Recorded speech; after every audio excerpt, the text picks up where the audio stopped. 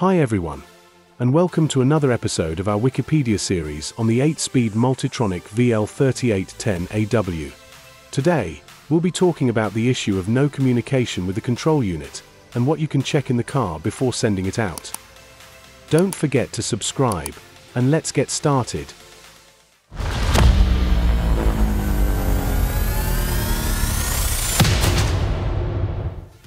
Let's take a look at how to measure voltages and signals at the connector. Follow these 3 rules. First, always take ground from the connector, not from the gearbox casing.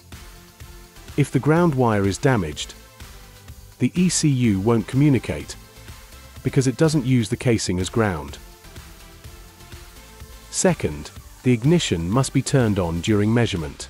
One of the wires is what we call terminal 15. It only gets voltage after ignition is on. Another one is terminal 30. It has constant power as soon as the battery is connected.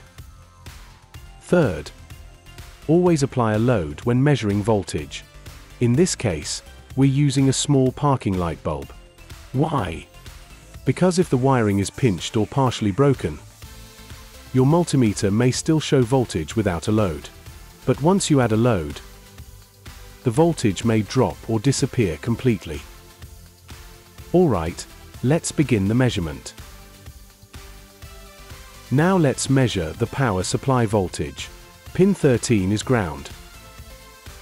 So insert one probe into pin 13. Power supply 1, positive, is on pin 9.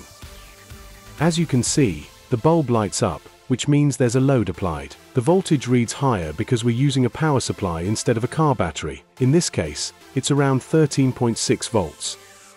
In a real car, this should match the battery voltage. The second power pin is pin 7.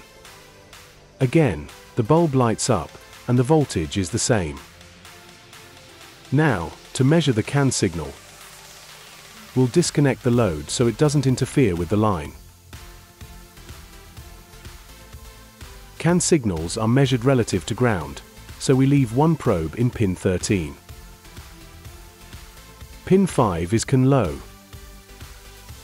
The voltage here should oscillate, as this is where data transmission happens.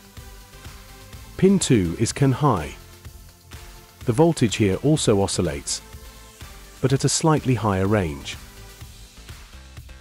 These are the correct readings you should get from a proper harness in a working vehicle. Now you know how to proceed when there's no communication with the control unit. If the measurements in your car are correct, the ECU itself is likely faulty, and you can send it to our company for repair. Don't forget to subscribe to the channel. Thanks for watching, and take care.